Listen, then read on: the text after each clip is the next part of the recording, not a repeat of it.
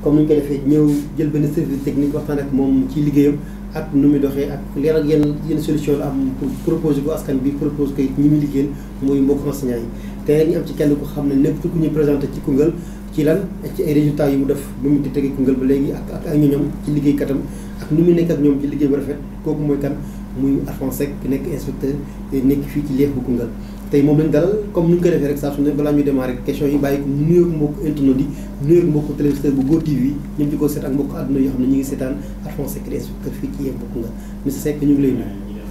maaleykum salaam Makhtar Sarr ñu ngi lay fay di nuyu mbokku Koungheul yëpp di la nuyu di la sant di la gërëm yow ak ñi nga àndal ci liggéey bu rafet bi ngeen di liggéey ci jëm ci tas xibaar yi di leeral askan wi di leen gindi yal na leen yàlla fay. amiin yaa rabbi muy lu am solo comme ki néegu mu nuyu ñëpp ñun tamit ñu koy delloo ñu ko di ko ñaanal rek que li bëgg ci Koungheul li bëgg ci Sénégal yàlla may ko ba mbir mi nekk mais première question bi ñu démarrer rek mooy comme ni ñu ko defee saa su ne rek mooy présentation Alphonse Seck ku ñu xam la bi mu ñëwee Koungheul ba léegi yaatuwaayam ouverture bi mu am bëgg liggéey bi bëgg ay personnel am ñi mu nekkal tim bëgg ko te bu ñuy wax kan mooy Alphonse Seck balaa ñu ñëw ci Liekh bu Koungheul Alphonse Seck moom mooy kan jaar-jaaru Alphonse. bon Alphonse benn jàngalekat la boo xam ne dafa dugg ci njàngale bëgg ko yàlla def également ñu màggee ci suñu ay waajur yoo xam ne ñoom également ay jàngalekat lañ woon donc voilà bi ma bon dama jàngale Pikine suma carrière yëpp nag presque maa ngi ko def en tant que instituteur école 17 HLM Guédiawaye la nekk fële ci Dakar bokkoon ci idanu Pikine à l'époque ma def fa 10 ans laata may admis concours inspectorat probatoire à l'inspectorat bi ma defee formation probatoire inspectorat ba génn yàlla def ñu yóbbu ma inspection IDEN Grand Dakar 2 waaw nekk naa fa juróomi at nekkoon fa chef de district Sicap HLM bi ma fa nekkee ba def fa juróomi at ci laa fa jógee dem ministère éducation nationale précisément direction enseignement élémentaire ci division enseignement apprentissage nekkoon fa chef de bureau formation encadrement nekk naa ko fa juróomi at yooyu permettre na moom ñu ci division bi mu nekkoon ak liggéey bi mu laajoon ñuy wër daanaka presque inspection ci Sénégal yëpp loolu moo waraloon ne fii ci Koungheul ñëw naa fi ay mission ci jëm ci école yi donc voilà bi ma fa defee donc juróomi at ci la demandé candidature inspection yi yàlla def ñu indi ma fii ci Koungheul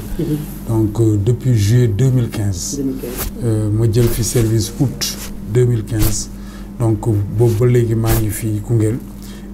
di liggéey ak waa Koungheul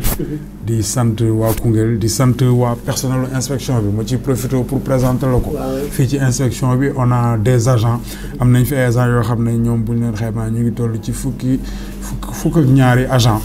ñi nga xamante ne ñoom ñoo nekk fii yore bureau yi am na ñu yore wàllu examen am ñu yore wàllu arabe am ñu yore wàllu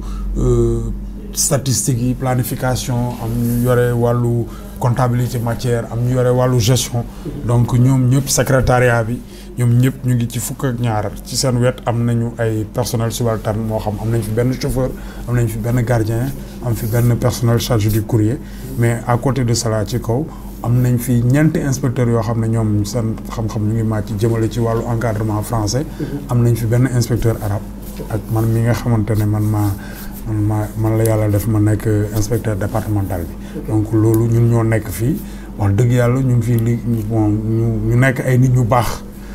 ñoo xam ne ñu sawar lañ bëgg seen liggéey mën seen liggéey te am ci yéene lool ba tax na ñoom fii daanaka dafa mel ni duñu wàcc parce que même bu ñu demee seen kër boo leen wooyee am loo soxla dinañ ci taxaw moo xam ñu ñëw fii defaraat ko wala ñu defaraat ko foofu léegi ak technologie de l'information yi nit fu mu toll mun na soxla dara ñu agir kii loolu donc personnelu inspection bi daal bëgg naa seedeel waa Koungheul ne ñoom daal ay jàngalekat yu xarañ yu bëgg li ñuy def ñoo fi nekk ma bëgg ñu ñaanal ñu collaboration bu rafet bi ñu am parce que nous travaillons en parfaite intelligence comme ni ñu koy waxee ci nasaraan yàlla saxal ñu ci yàlla jàppale ñu ci ngir ñu continuer di am ndam pour les enfants de Koungheul voilà. Est-ce que ci biir personnel boobu dañuy gis ne Liekh yu bëri day manque personnel bi li nga soxla dëgg doo ko am est-ce que yow mën nañu am nga association sa liggéeykat mais est-ce que am nga liggéeykat yu doy comme on dit tey ci côté personnel bi war a xam ne moom war a am à 80% ndax am nga ko. waaw personnel bi tubaar fakàll macha allah c'est vrai que inspection dafay épouser dafay dugg ci li tubaab di woowe organigramme maanaam ñu teg ay bànqaas yoo xamante ne ku ci nekk fi nga féete ak li ngay defee organigramme boobu nag bon mun na bëri nit tout comme mun na bañ a bëri nit parce que tam lépp ngi aaju ci efficacité mais comme ni ma ko waxee woon rek ci njëlbeen fii ci Koungheul tubaar fakàll macha allah naam fukki nit ak ñaar ñoo fi nekk mais en tout cas ba léegi jooyuñu ñàkk liggéeykat wala tubaar fakàll yàlla mu ñuy jàppale te parce que fii li ci am solo mooy fii li tubaab di woowe réactivité rapidité c'est-à-dire que parce que dañ toll foofu ñun fii bon daanaka mun nañu wax ne dañu am ay clients ñun suñu clients yi mooy élèves yi mooy jàngalekat yi mooy waajuru ndongo yi mooy askan wi n'est-ce pas et que ñun dañu war a fu ñu toll di wuyu di dab seen kii di seen soxla ñu koy jéem a faj et que teg ko ci bien entendu ci texte yi ak charte réew mi mais dañuy jot également ay commandes yu jógee ci kaw maanaam inspection d'académie wala ministère moo xam préfet gouverneur sunu ay kilifa donc ñooñu aussi lu ñu laaj ñu am ko dañ leen ko war a rapidement réagir delloo leen ko mais ci kaw loolu ñu ngi sant yàlla quoi loolu daal ci personnel bi tubaab fakàll la macha allah. yéen ngi sant yàlla ci personnel bi comme ni mu ko waxee parce que question boobu ñu ñëwaat sax dañ ko mos a laaj sa producteur di Thiam. bu fi nekk benn jour amoon na xaw a des mais ni nga ko waxee tamit heureusement. que ne comme bu doyul tamit résultats yi Koungheul am ñu ko soxla résultats yi Sénégal am yéen koy jox Sénégal bu baax. mais dañuy ñëwaat rek ci bilan 2 ans yi parce que 2015 nga fi ñëw am na lu ngeen fi jot a def. lu am solo am na foo fekk résultats yi mais am na foo ko yóbbu. tey boo ñu defal benn bilan ci lu gaaw xam ne du neex a def mais loolu ñu defal benn bilan boo xam ne Arfan mën na ko defal ci jaar-jaaram fii ci Koungheul la nga ñuy wax ci sa bilan. très bien léegi man li ma bëgg a wax foofu mooy que ne d'abord damay sant yàlla di sant samay waajur di sant ñi ma ko seqal mooy comme ni ma ko waxee personnel inspection bi mais laata loolu dinaa sant gërëm ñi nga xamante ne ñoo ma fi jiitu ndax inspection du Koungheul bi ñu koy ubbi sos ko inspecteur Nogay Diop moo fi nekkoon am ñu fi nekkoon noonu muy ñoom inspecteur Ablaye Wade ñoom inspecteur Ñing fekk si ko et cetera ak ñi nga xamante ne ñëw nañ si gannaaw si ñoom Kan Seck Baba Thiam ak ñooy donc inspecteur Nogay moo fi jiite woon bi mu fi jógee inspecteur Baba Thiam assuré na fi intérim donc ñoom su may prédécesseur la fu may waxee dama leen di sant di leen gërëm ndax ñoom ñoo tàmbali woon liggéey bi ñu ñëw di ko wéyale ndax résultat dafa nekk loo xam ne mënul tëb rek sotti moo tax ñu ni résultat processus la dafa am fu muy jógee di ñëw donc fu mu jógee di ñëw loolu du woon ñun xam nañ ne du woon ñun moo tax fu ma waxee dinaa sant gërëm ñi ma fi jiitu mooy inspecteur Nogay Diop ak inspecteur Baba Thiam ak mboolem inspecteur yu ñu fi nekk Ndorong donc loolu bu weesoo résultat aussi dynamique la maanaam loo xam ne du yëfu benn nit mënu ko defal kenn mënul dara fii lépp ku mun rek dañ la jàppale donc loolu tax aussi may profité di sant di gërëm jàngalekatu Koungheul yi foofu dinaa la xamal ne fii ci Koungheul am nañ fi 138 écoles élémentaires am fi structure case des tout-petits toll nañ ci 5 cases des tout-petits benn garderie communautaire benn maison benn école maternelle donc à côté de cela ñu am fi boo jëmee ci njàngum diggu doom bi am nañ fa juróom-ñeenti collège public ak ñaari collège privé bon loolu yëpp ci wàllu jàngalekat tollu nañ ci un peu moins de 600 maa xam téeméer ak lu teg ci collège yi ak 400 ak booru 400 ci élémentaire bi n'est-ce pas ñooñu ñëpp boo leen boolee am na également ñuy yëngu ci daara yi parce que am nañ juróomi daara paquet ak ñaari daara yoo xam ne ñoom ñu ngi leen tuddee daara pamot mooy modernisation daara yi ak daara paquet daara yoo xam ne ñoom dañ nekk état bi di ci dugal loxoom di jàppale borom daara yi ci wàllu dundu xale yi ci seen paj ak ci seen fourniture jumtuwaay yi ñuy jànge ñu dugal fa ay moniteurs yoo xam ne ñoom dañuy dem di jàngal xale yi nasaraan donc loolu mooy wàllu daara paquet bi donc loolu yëpp boo leen boole mooy ñi nga xam ne moom la ñuy liggéeyal fii macha allah bi ñuy liggéey ak ñoom ba léegi tubaar fakal la ñu ngi sant ma joxe ci benn kii ci wàllu résultat yi c'est vrai que foofu lay profité di wax ne man Koungheul Info maa ngi leen di sant di leen gërëm Sarr yàgg na ma bëgg wax ne man nañ ñëw ñu def interview ma koy wax ne ko bon man mënaguma def interview parce que dama may rek man bis bu ma amee résultat dinaa def mënu ma kañ ngay am résultat ma ne ko amaguma résultat te ba léegi sax jàpp naa ne amaguma résultat parce que sama yéene romb na lii yëpp mais comme dafa insisté ak fi ñu toll ñu ne nañ wax bi may ñëw fii Koungheul ñu ngi amoon ci wàllu certificat 32% maanaam téeméeri xale yooyu jël fanweer ak ñaari ñoo amoon certificat ci su ngeen baal ma si sama première année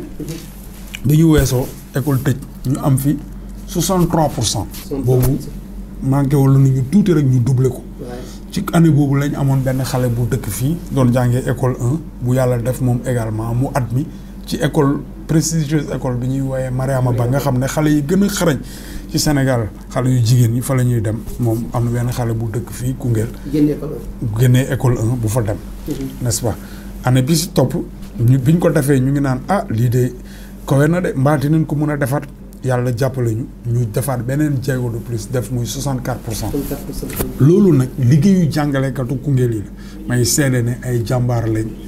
muy góor di jigéen. ndax li may wax ni man xam naa ko ndax ñun dañuy xëy du ñu toog ci inspection bi ñu ngi ci terrain bi buñ demul ci classe yi ñu ngi ci école yi bu cellule amee samedi ñu ngi ci cellule yi. donc loolu yëpp war. ngeen baal ma donc loolu yëpp tax na man dama leen di sant di leen gërëm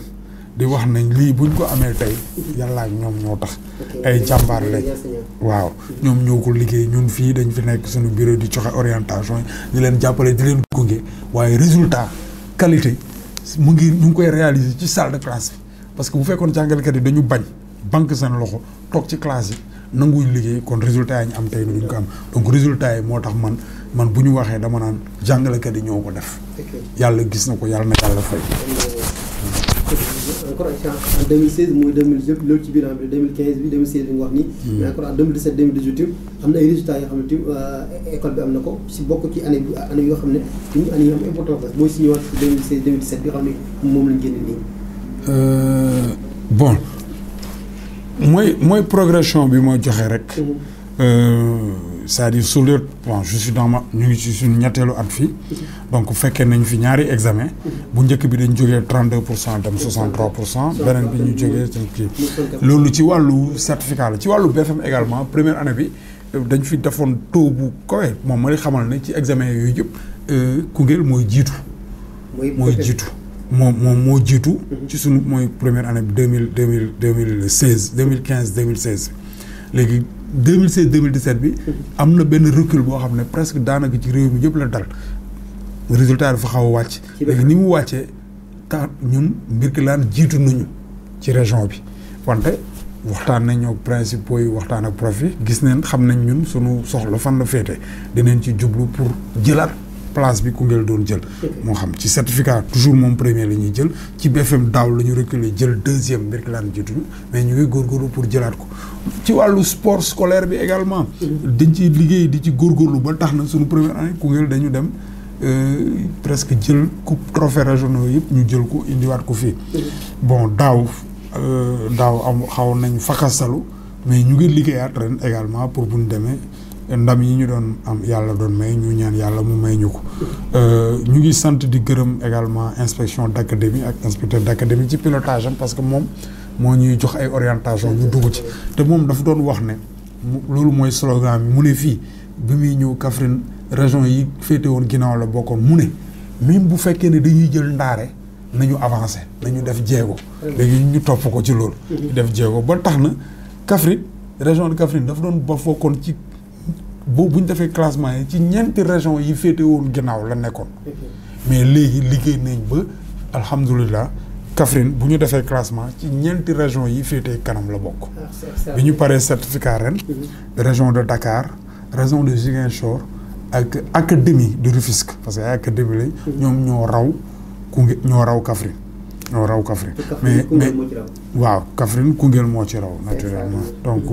sant yàlla encore santaat jàngalekat yi di wax ne ñoom ñoo ko liggéey quoi. ok si biir bilan boobu noonu defal nañu mu nekk lu am solo te CFO gère nañ ko ba fem bi li nga wax dëgg la daaw ñoo jël premier ren bi laa ne xaw ñu taxaw kon donc ça dina am ay jafe-jafe yu ndaw balaa ñu dem ci plan national bi wax ci li xew temps yi ci actualité bi actualité nationale bi ñu ñëw ci jafe-jafe bi xam ne IEF bi am na ko ci loo xam ne war nañ ko ci mën a jàppale lu bokk teg enseignants yi mais seulement ci jafe-jafe yi tax lu tax boo jëluñ premier ci côté BFM bi est-ce que fekkee mën nga ci ñëwaat. bon xam nga c'est vrai que bon liggéey la. bon fakastalu day am. bon ensuite peut-être élèves yi génération yi ni ñuy ñëwee. mais ñun waxtaan nañ ci suñu biir. gis nañ parce que li ñu doon def rek dinañ ci delluwaat di ko def gën ci góorgóorlu. daaw sax laata ñuy dem examen organiser nañ fi benn examen BFM plan bu am solo boo xam ne comme BFM la dañ ko def épreuve physique def matière yëpp def oral def numéro yi et tout tàggat xale yi bi ñu ko defee jël épreuve yi jël résultat yi exploité ko. parce que waa CRFP Kaffrine lañ woon ñu jox ñu épreuve yi bi ñu paree dañ leen delloowaat notes yi ñu xool ko. ñu indi leen fii convoqué prof yi ñu yendoog ñoom fii ku ci nekk ñu wax la fan nga war a taxaw fan nga war a jubbanti donc loolu ça nous a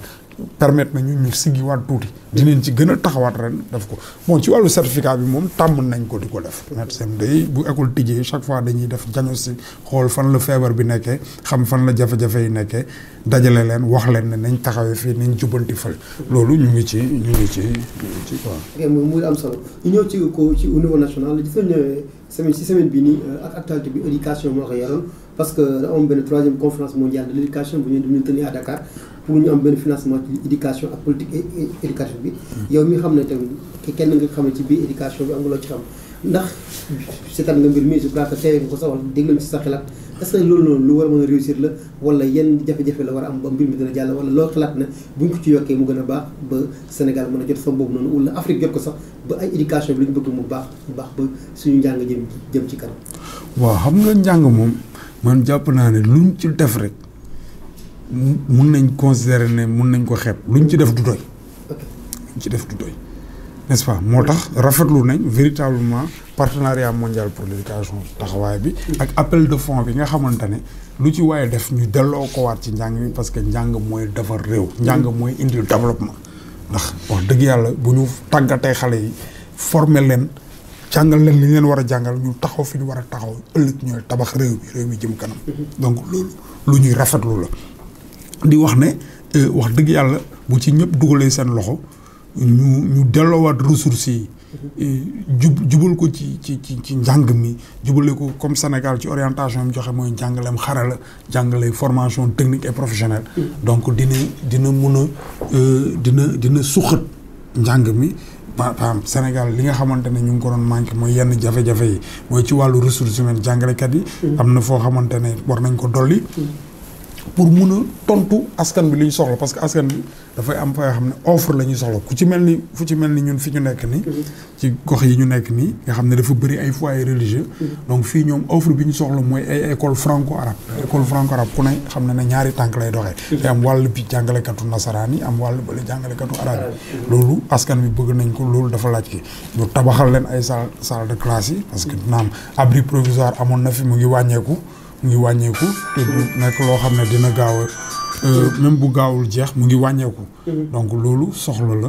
bon daara yi comme ni ma leen ko waxee wax naa leen ko léegi am na ay daara moderne ay daara paquet yoo xam ne nguur gi mu ngi ci dugal loo xam loolu yëpp ay pexe la yoo xamante ne nguur gi mu ngi koy def pour jëmale njàng mi kanam donc partenariat PME bi li ñu fi jot a am wax dëgg yàlla ñu ngi koy rafetlu di loolu ndamu Sénégal la donc di ñaan yàlla wéyale liggéey bi ñu ci jàmm ba liñ ci jublu yëpp liñ ci yéene yëpp yàlla def ko mooy liy jëmale njàng kanam quoi. mooy am solo loolu mënuñu dalal inspecteur duñ ko ci laaj parce que tey liggéeyam yëpp mooy ne éducation Sénégal jëm kanam éducation Koungheul jëm kanam Koungheul dañ koy nawloo di ko tiitaroo parce que ko ak ku mel ni da ngay bëgg di ko dalal déglu xalaatam pour Koungheul mën si jariñu yeneen dëkk yi sax jariñu si ba éducation Sénégal jëm kanam loolu moo tax ñu dalal ko mais dañoo seetlu ci biir léegi bu ñëwaat suñu département bi ñu demee ci au niveau national waxtaan yi li nga xam ne moo fi xew ci ay bés yi génn mais yéen gis na suñu département ci année bi ñu génn plus de 40 étudiants 40 enseignants du moins quitté nañ fii dem ñëwi mouvement national moo leen mën a yóbbu moo leen yóbbu yow ñii mënuñ ci dara yow mënoo ci dara mais li ñu seetlu na bi 40 yooyu demee lu toll benn dizaine seulement moo ñëw mu nekk loo xam ne muy gàpp boo xam ne métti na trop ci yow mi xam ne boo sañoon éducation Koungheul day am solo yaa ngi def li nga mën mais problème boobu noonu ci côté état la lan nga ci mën a wax ci diggante boobu. waaw xam nga gis nga jàngalekat. yoon moo ko may. bu génnee toog ab diir. am na sañ-sañu ñaan ne man fii ma nekk. loolu mouvement national la kii la boo xam ne dafa nekk fii boo xamante ne moom am na sañ-sañu wax ne man kat dama bëgg a ñaan dem jàngale ji parce que dañuy tijji poste yi xam wax ne diwaan bële am na ay poste yoo xam ne war nañ mun soxla jàngale ka parce que fa nekk bëgg na dem léegi bu ko defee xale itam nekk fii ñoom bu ñu soxlaa foofu dañ fay ñaan parce que dëkkuñu fi bon dañ fi ñëwoon këyit moo leen fi indi donc bu ko defee ñoom buñ ñaanee yàlla mun na def ñoom tam ñu seen liñ doon kii mu antu bu ko defee dañuy dem kenn du leen téye parce que yoon moo leen ko may n'est-ce pas bu ñu demee léegi bu ñu demee yàlla def na également temps yi arrivé yi ñuy am ñun fii bon dafay am un petit mun nañ wooyee ne déséquilibre bu ndaw quoi boo xamante ne diggante li fiy dem ak liy ñëw mais terewul ñun ñu ngi def ay pexe pour jéem a boucher jouer ci effectif yi bon maintenant c'est vrai que xale yi dëkk ñu nekk fii ne dañuy dem xam nga ko ñooñu mënoo leen téye ñu si seen droit lañ nekk mun nañ ñaan dem mais comme je dis dëkkuñu fi xëy na am na quelque part dans le Sénégal ay xale yoo xamante ne également ñoom waa Koungheul lañ te ñu ngi jàngalee feneen ni xale yi jógee fii di ñibbi Kaolack ñii di jóge Thiès ñii di ñibbi Louga ak feneen noonu la ñu war a mënoon amee ne xale yu Koungheul yi nga xamante ne dañu nekk ci yeneen diwaan yi également ñu ñibbi si amoon nañ benn formateur école normale bu doon wax ne jàngale jarul wërum réew ndax foo dem fekk na ay xale te nag boo del see fii xale yi ngay jàngale dëgg la fépp Sénégal la mais xale yi ngay jàngal mooy ñi nga bokkal Koungheul bokk ak ñoom donc c'est vrai que bu ñu del si woon fekk ñu fi ñu ànd ak ñoom bokk liggéey bi jëmale njàng mi kanam mais terewuñu li ay pexe ñu ngi seet xam nga encore dañu am benn taux de féminisation ci biir am na yu ci nekk jigéen ñi léegi-léegi ay borom yi sëriñ lañ il faut ñu toll ci diggante war a dem congé loolu yëpp dafay nekk ay kii yoo xam ne ñun dañ koy dund bu amee ñuy ut am ay pexe di fexe nu ñu jubbante nu ñu remplacer ba mun a di wéyale njàng bi bon ñu ngi ci daal ñu ngi ci di ci góorgóorlu voilà mooy nekk question bu am solo boo xam ne kon donc message bi ñuy lancé rek mooy les Congolais yi nekk man nekk feneen war a xam ne lii Arfan di def ñoom ñoo ko waroon def mais moom du bëgg éducation du Koungheul moo tax muy def parce que comme li wax amour bi la am da ko fekk nit ay parents di ko def ñu bëgg ko ba yàlla indi ko fii nii mooy koy résultats yu bëri problème bi ñu am du question pour dal ñu ngi am ay résultats yu baax CFA ñu ngi jël premier au niveau régional saa su ne du ñaan ni yàlla jël au niveau national ñu taxaw ci kanam mais benn problème bi am rek mooy enseignant yoo xam ne day manqué tu ñuy dem kenn moomu leen fokk ñu dem parce que tam ñuy dem ñi dañu bëri na ñibbi seen i mbokk kon man message bi ñuy lancé au niveau de Koungheul Info rek mooy les enseignants congolais yi nekk feneen ak feneen war a xam ne mbir mi seen mbir la njàng jotu wërëm réew comme ni ñu ko waxee jege si tim pour jàppale IEF de Koungheul pour jàppale développement Koungheul parce que éducation mooy njëkk ci développement mënoo développé te amoon xam-xam amoon njàng te njàngam ci njàngam diggu dóom yi comme ni ñu ko waxee fii la mbir mi war a commencé jëm ci kaw ba lépp nekk kon donc ñu ngi leen talal seen loxo pour ñu jàppale IEF Arfan pour mbir mi di jëm ci kanam te monsieur Arfan dañuy continuer ba léegi rek ci question yi ci waxtaan bi xam ne tey ñu ngi ko siq ak yow di wax mbokk Go TV rek ne tey suñu dalal gan kenn lañ dalal muy Arfan secret IEF fii ci Koungheul dañuy ñëw rek ci institution yi gis nañ ne moment bi grève yi bëri na trop temps yi yéen seen mbir seen xam-xam yëpp mooy seen lépp mooy que ne yéen voix ISE mooy ngeen war a trouver pour bosser ci secteur éducatif est-ce que loolu mën na ànd grève bi am bu ngeen bëgg a bosser secteur éducatif est-ce que nekkul loo xam ne da koy gàllankoor xam nga grève aussi bon liggéeykat loolu aussi am na c'est droit de se syndiquer donc ñoom aussi ñi koy def ñu ngi nekk ci seen yoon mais ñun fii ci wàllu lu ñu seq mi ngan ko fii ci Koungheul délégué représentant syndicat yi nga xamante ne ñoo fi nekk ñun dañuy waxtaan ak ñoom assez souvent régulièrement dañ leen di woo lépp lu ñuy sumb bu école tijjee dinañ leen woo waxtaan ak ñoom te bépp programme bu ñu am dinañ leen waxtaan te pas plus tard que tey ci suba bi ñuy def examen CAP yi woo nañ leen ñu teewee fekk ni ñuy dajee enveloppe bi pour di waxtaan ak ñoom ndax ñun ñoo seq liggéey bi donc c'est vrai que toll nañ ci ay moments yoo xam ne ni aujourd'hui ay jafe-jafe ñu ngi koy traversé mais li ñu mun mooy ñaan yàlla waxtaan yi indi juboo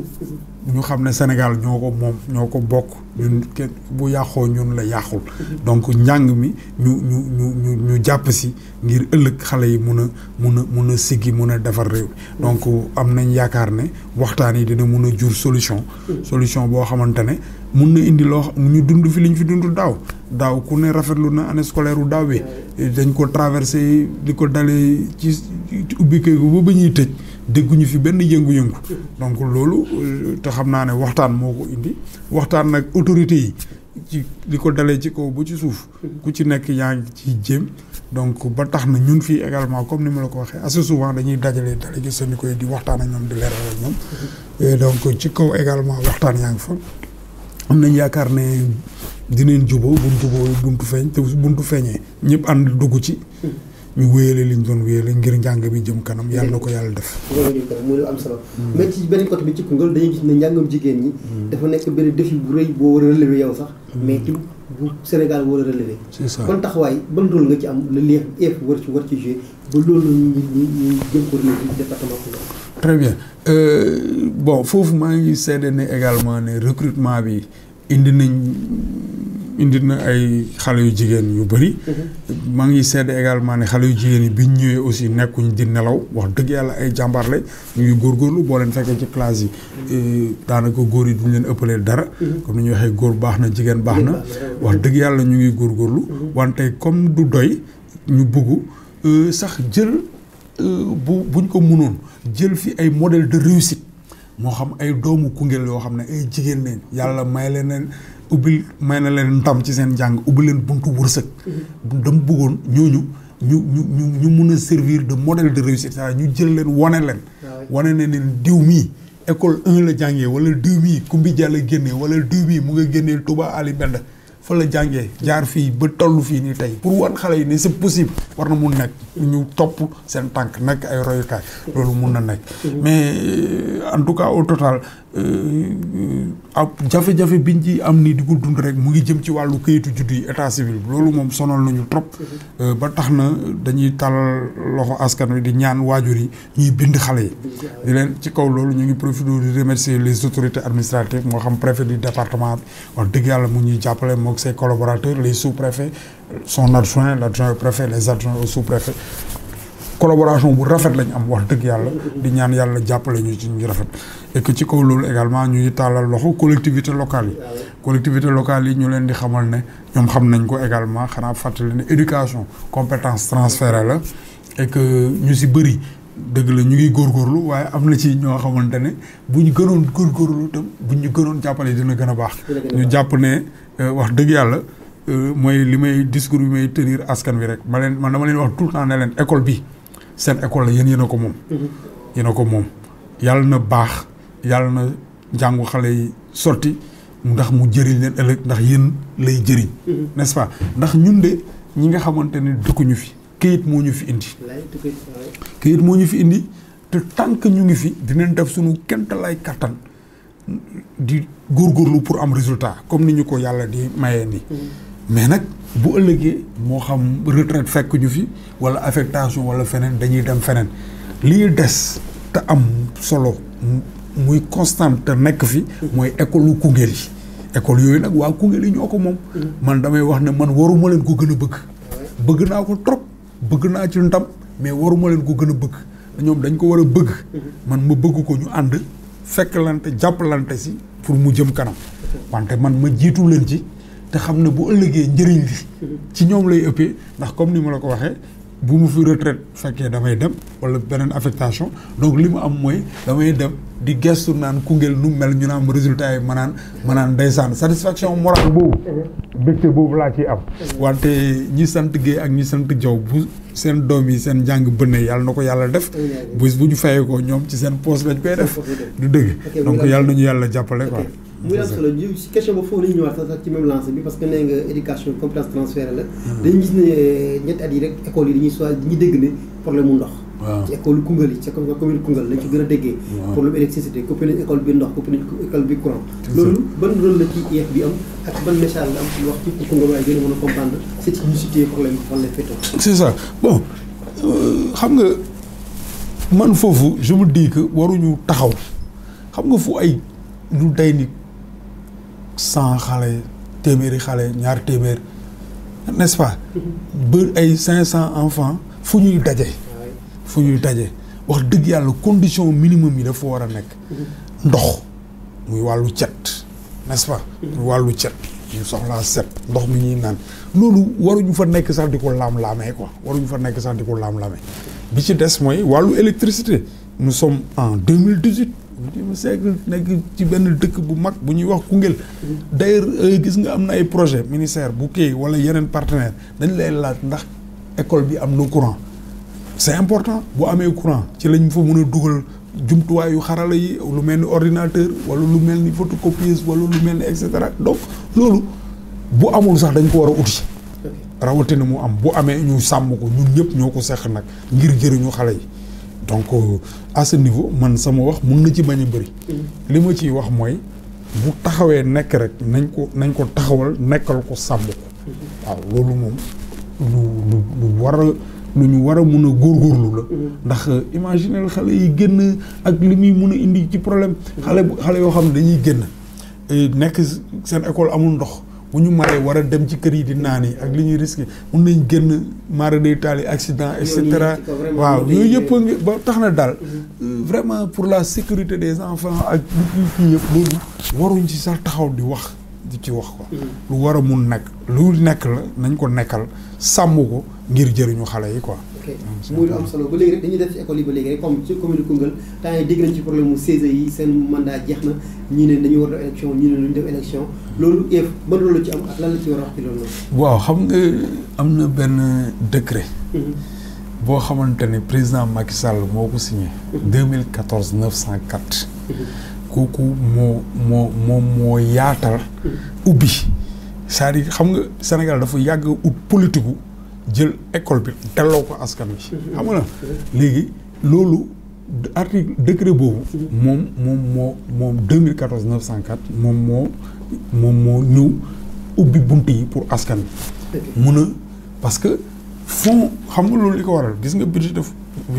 fonds yi jëm ci école yi léegi aujourd'hui état bi dafa jox ay fonds mu dem ba ci école yi mais fonds yi fonctionnaire moo ko doon gérer donc décret bi permettre na waa askan bi ñëw dugg fekkee ko xam nga ànd ak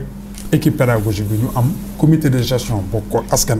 di gérer fonds yi jëm ci école yi noonu lay demee léegi foofu li ma bëgg a leeral aussi mooy article 2 bi daf ne bu assemblée bu directeur bi convoqué assemblée générale l'institution de l'inspection ñu def assemblée générale ba pare inspection bi teewee ko waa mairie dañ ko doon ñëw teewee en tant que observateur léegi rapport buy wane na assemblée générale bi ça s'est bien déroulé ay un procès verbal bu leer nañ amul benn jafe-jafe moom la ñuy jël yóbbu ko ci mairie ba pour que maire bi jël membre bureau yi taxawal arrêté de nomination arrêté de création du comité de gestion de l'école de tout xam nga noonu lay demee xam nga donc ba tax na à ce niveau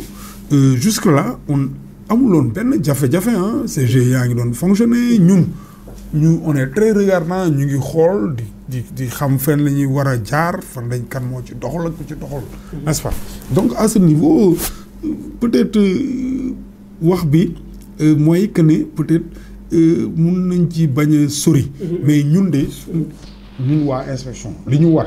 ñu ngi ko ciy def te comme ñun rek ñoo ko ci war a def ñu ngi ciy veiller ñu def ko bu ci amoon rëq-rëq aussi dinañ wax ne rëq-rëq ngi ji ñu dindi ko mais amul problème y a pas de problème en tout cas jusque là y a pas de problème comme li nga amee jàmm ak collectivités kon les acteurs administratifs comme ni ko les préfets ak les sous-préfets collectivités locales yi xam ne ñoom waaye les collectivités locales waaw wax dëgg yàlla on travaille en parfaite collaboration en parfaite intelligence ku ci nekk xam nañ bon ñu li ñu war ñu ngi koy def ñoom li leen war également ñu ngi koy def li ci am solo mooy ñu comprendre ne ñun dañu war a lëkkaloo suñu doole ànd liggéey ngir intérêt wu xale yi en général parce que fii on a 8 communes, n'est-ce pas? Le conseil département, voilà. Donc, mais on n'a pas de problème particulier en Touare Fakala. Bon, pas subvention. Nous, en début d'année, ils donnent les fournitures. Et nous, ils nous invitent, nous nous faisons que Touare Fakala, amna ci du ñëpp lolu bëgg naa ko leeral du ñëpp amna ci ñoo xam ne ils nous donnent même un appui ne lii dañ leen ko appuyer ci carburant n'est-ce pas xam nga bon là vous allez me comprendre c'est vrai que c'est un peu difficile parce que amna ci ñoo xam ne duñ ko def mais amna ñu koy def vraiment ñu ngi leen di sant di leen gërëm te ñi koy def wax dëgg yàlla aussi ak ku ko deful yëpp ñun tooguñu bureau fii tooguñu inspection ba samedi week-end bii passé man ak inspecteur Coulibaly ñu ngi yendu Touba Alieu fële ci frontière u Linguère boobu enseignant dañ fa amoon cellule d'animation ñu dem on a roulé presque pendant 2 heures de temps fekk leen fa yentoog ñoom bi ñu paree ci ngoon bi ñu fay jógee bi ñuy dugg si fii guddi jot donc pour dire que ne ñun dañuy dem fi jàngalekat yi nekk di leen jàppale quoi loolu mooy sunu liggéey mooy sunu waru ñu ngi koy def quoi donc ñu ngi gërëm collectivité locale yoo xam ne Touare Fakala la ñu ngi ñuy jàppale quoi xam nga en pareil cas c'est un peu difficile ci wàllu c'est vrai que nekkuñu fi ñuy uññee sutura jàmbur di wax ne kii deful na leen wala kii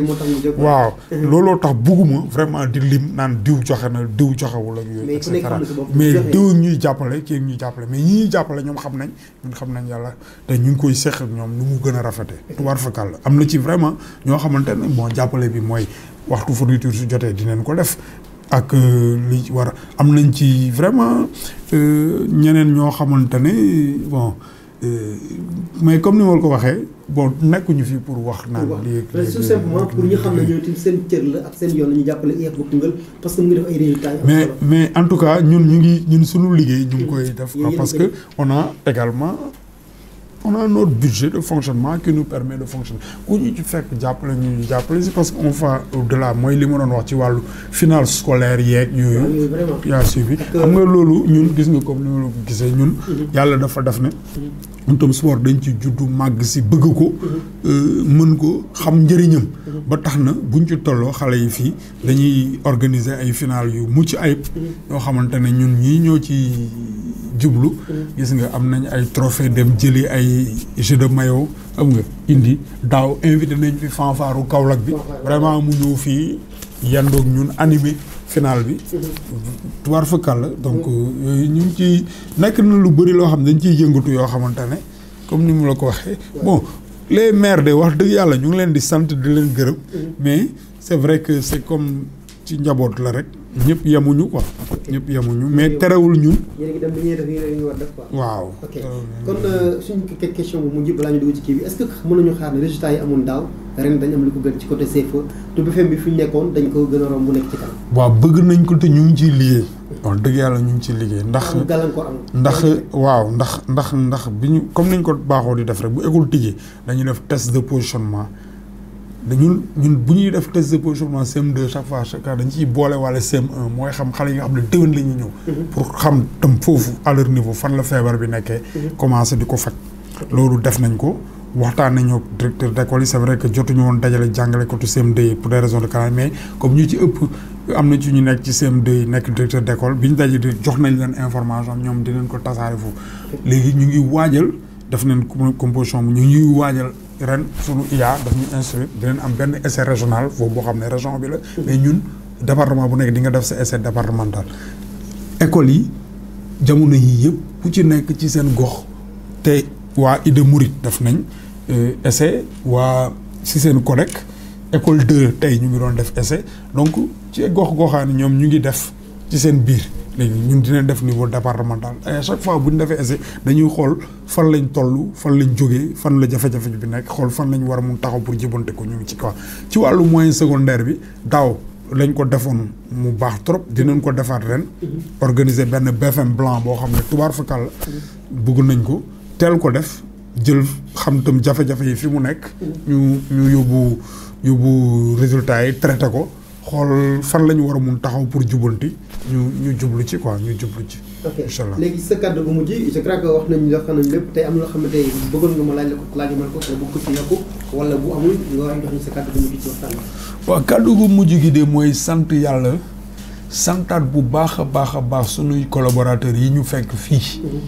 ci inspection de Koungheul bi ay vraiment ay nit ñu baax lañ. moo xam ñu góor ñi moo xam jigéen ñi. tubaar fakal la liggéey bu rafet la ñuy liggéey fii. di sant di gërëm. samay prédécesseur mooy Nogoy Diop ak ñi mu fi nekkaloon Baba Thiam. tey jii mu ngi inspection départementale de Nioro moom moo ko yore. ñu ngi koy ñaanal fa mu nekk noonu yàlla may ko fa ndam. inspecteur Nogoy Diop moom yàlla def na ne dem na retraite également ñu ngi koy ñaanal retraite am bi yàlla na ko jik yàlla na barke mu noppale ko ci bu baax a baax. donc di sant di gërëm également jàngalekat yi nga xamante ne ñoo nekk fii ci Koungheul comme ni ma ko waxee ñoom ñooy réaliser qualité bi. bon maa ngi sant di gërëm également suñuy autorité administrative mooy préfet ak collaborateur am yëpp. liggéey bu collaboration bu rafet lañu am ñun ak moom. di sant di gërëm booleem collectivité locale comme ni ma ko waxee ci suñu biir am na ci ñoo xamante ne dëgg-dëgg ay jàmbaar lañ am na ci ñoo xamante ne bu ñu gënoon góorgóorlu dina baax. ñu wax ko noonu ñu ngi leen di sant di leen gërëm di gërëm suñu inspecteur d'académie. moom mooy impulsé fële ci Kaffrine dañuy toog mu jox ñu ay orientation ñu jóg daw. dem uti maa ngi sant di gërëm également les inspecteurs de Koungheul. comme ni ma la ko waxee fii am nañ fii ñeenti inspecteurs français. à la tête desquels y a un secrétaire général mooy inspecteur Ngom. inspecteur Sow inspecteur Thiam inspecteur Coulibaly ak inspecteur Diouf bi yore njàngum arab bi ñoom ñëpp vraiment ñu ngi leen di sant ndax collaboration bi rafet na te ku ci nekk li nga yore yaa ngi ci góorgóorlu. loolu bu ñu àndee nekk benn yàlla jàppale ñu yàlla mun na def résultat yi gën a jëm kanam. te loolu rek mooy sunu soxla. mooy sunu yitte. mooy seen yitte. waaw yàlla nañ ci yàlla jàppale. question gis nañ ne ren yoo leen tànn meilleur serviteur du département. comme homme de l'année. ça veut dire ne serviteur yi bëri nañ fi mais li IEF def ci département Koungheul ci année bii nii gis ñu ko fi def. def na ko ba ñun liñ gis loolu ministère gis ba takkal la ordre chevalier de l'ordre national muy lu am solo ñu la si félicité. ci dalal bi ñu dalal tey la Koungheul lépp ñu ngi delloo njukkal ci loolu. ndama Koungheul la parce que sa ndam mooy ndama Koungheul parce que Koungheul moo tax a jóg. Koungheul Info tim ànd ak kii bi ñu ko defee ñu tànnal la homme de l'année nga nekk meilleur service technique comme on dit fii ci département Koungheul ndam yi nga boole ren ci année bi ren loolu moo taxoon ñu lay chercher pour ci waxtaan ak yow parce que war na la xam ne ñëpp am ñu xool ci yow pour am résultat yi nga am loolu di ay ndam yi xam ne boole nga ko am ko ci Koungheul nan la def. ah sant yàlla rek comme ni ma la ko waxee. ci njëlbeen sant yàlla sant samay waajur sant képp koo xam ne mu ngi ñuy jàppale ci liggéey bi. yoo xam ne lii. benn nit mënul dara lu waaye mun rek dañ la jàppale jàmbaar amul ku mun rek yàlla moo la taxaw jàppale la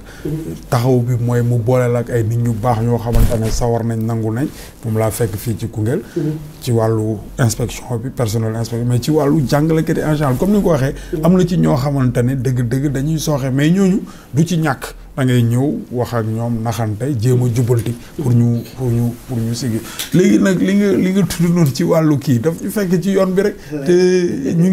dañuy gën a góorgóorlu rek bu ñu fi fekkaatee ñu jël ordre national du Lion bi c'était sur proposition de l'inspecteur d'académie wax dëgg yàlla ñu ko ci sant di ko gërëm ministre bi au nom du président de la République élevé ñu au grade de chevalier de l'ordre national du Lion ma jël ko delloowaat ko jàngale ko Koungheul yëpp delloowaat ko waa Koungheul yëpp ma ne fii yéen a ko moom bi ma ko jëlee dama ne dafa mel ni match bu tasee rek ñu woo capitaine bi jox ko coupe jox nañ ko coupe bi mais moomu ko d'ailleurs bu ko yóbboo këram dina ko delloo si waat da nga xam ne loo xam ne médaille bi itam tey bu ma ko mënoon dagg ku ci nekk ma jox la pàcc dinaa dem ne la yéen a ko moom léegi moo tax moo daanaka fu ñuy dem dañ koy yóbbaale wan ko jàngalekat yi mu mel ni prière ñaan la quoi c'est-à-dire mu leen ko joxee ne leen lii de moom la ñu yàlla jagleelu ren autorités yi jox ñu ko damay bëgg ñoom aussi ñu dund ba ñu jagleel leen ko mais di leen wan ne leen loolu liggéey rek moo koy joxe yàlla nañ ci yàlla jàppale yàlla saxal ñu ci yàlla def vraiment njàng mi ci Koungheul jëm kanam ñu dund ba fekkee njëriñu xale yi yàlla na ko yàlla def loolu daal mooy sunu yite mooy ñu soxla. muy lu am solo tey je crois que émission bi neex na ki ñu dalaloon ku jëre dalal la ku nekk waxtaan la parce que dafa fekk mu def ay résultats amul lu muy sëgg amul lu muy nëbbu li mu wax yëpp leer na nit ñi dañ koy tiitaroo man tey laa koy wax nit ñi man maa ko topp lu bëri depuis 3 ans laa première année laa ne ko dama bëgg def émission mu ne ma may ma du ma def résultat deuxième année bi ba léegi dafa guma résultat man maa ñëw tey sama bagage ne ko dama lay jël parce que man dafa résultat mais man bëgg naa la jël nga nekk homme boo xam ne nit ñi war a mën a xool sa liggéey ba léegi dafa guma résultat sa simplicité ak ni nga nekk say nit nekk ak man mu dajeeg man sax day mel ni nekkul inspecteur la rajo benn mais bu baax la ku nekk waxtaan la waxtaan bi leer na li nga bëgg ci Koungheul yaa ko xam sa promotion li nga ko bëgg yaa ko xam yàlla defal la ko bu ëllëg ñi lay séen fu sore sore parce que mën nga ko xam-xam baa ngi fii yitti gaa ngi fii mën gi mën fii Koungheul Info lii rek kafe la pour tiitaroo suñu nit tiitaroo ko fi nekk ko nekk ñëw jël si la xam ne nag mbokk yi kon mbokk internet yi lii la woon ak suñu inspecteur Alphonse Seck mais amaguma résultat de Sarr moo tax maa ngi bëgg rek maa ngi bëgg Koungheul vraiment tàllal loxo ñëpp di leen wax ne nañ ñëw jàppale ñu ci liggéey mais ñu ñaanal ñu également ndax comme ni ma koy waxee man amaguma résultat Sarr moo ma forcé tey ñu wax parce que bés bu ma doxee génn jaar Koungheul waxtu liggéey gisuma xale ci biti xale bu war a dem école parce que xale bu ci toll nii rek boo demul ci école français bi war nga mun dem ci daara yi donc buñ gisul xale foofu boobaa ma xam ne kon ay jéego am na beneen bi ci des mooy bu ñu gisee résultat yi vraiment jëm kanam jëm ci kaw waaw bu ñu am également ay xale yu dem Mariama Ba ñu jigéen ñi am ay xale yu góor yu dem fële Prytanée militaire Saint-Louis am ay xale yu góor yu dem ci lycée d'excellence Diourbel bi loolu yëpp bu ma ko amee boole ko dootuma daje xale ci mbedd bi bu boobaa dinaa la wax Sarr kaa ñu waxtaan quoi loolu ndax laa bëgg ci ñaanal ñu ñëwee ko xam nañ ko amee Koungheul muy wax loolu la bëgg ci Koungheul la je crois bien que na kii tey moom mi am nañu gën ñu dëkk Koungheul mu gën lañu bëgg Koungheul c'est pour cela message bi ñuy lancé rek mooy ñi dem na am ñu xalaat ne njàng taxutu bëggam njàng taxutu waram réew na ñëpp si Koungheul ñoo jàppale IEF ba Koungheul ci résultats yi parce que ñu ngi am ay résultats yi am solo te mbir mi nii kese loon pour lancer message nit ñi dégg ñu xam li IEF bi liggéey ak ay jafe-jafam ak ci ban côté la nekkee kon monsieur Afan ñu ngi lay gërëm di la sant di jox mbokk internautes yi ak mbokk téléspectateur bu Go TV dox dajee ci yeneen i bés ak beneen inspecteur ou bien ak keneen ko xam ne Koungheul soxal na ko mu ngi liggéey bu am solo pour ñu mën ko leen ko ak seen bi jërë ngeen jëf mbokk yi